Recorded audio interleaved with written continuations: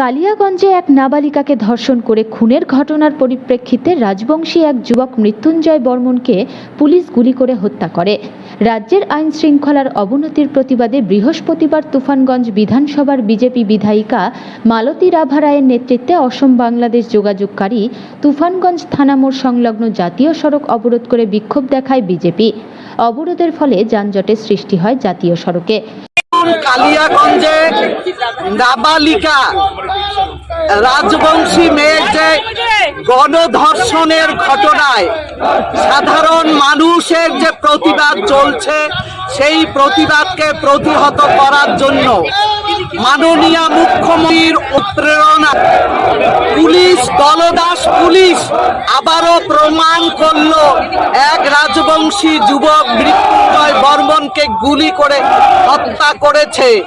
যে পুলিশ নিরপেক্ষ নয়, দাস পুলিশ, যে তারা গুলি করে এক রাজবংশী যুবককে হত্যা করলো, তারই প্রতিবাদে আজকে সারা রাজ্য জুড়ে আমাদের অবরোধের প্রতিবাদ মিছিল চলছে, রাস্তায় বিক্ষোভ চলছে। আমরা চাই এই রাজ্যে আইন শৃঙ্খলার উন্নতি হোক।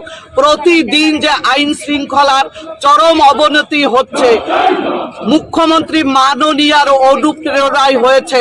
আর যুবরাজ যে জনগণের টাকা দিয়ে সারা রাজ্য জুড়ে জেলা সফরে বেরিয়েছে, কোটি কোটি টাকা জনগণের করের কোটি কোটি টাকা খরচ করে সারা রাজ্য জুড়ে জেলা সফরে বেরিয়েছে।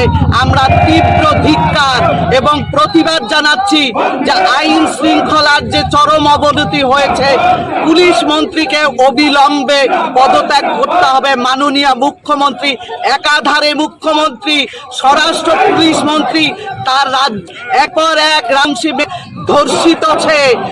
বাংলায় লক্ষ্মী ভান্ডার চাই না, মায়েরা প্রমাণ করে দিচ্ছে নিজের জীবন দিয়ে।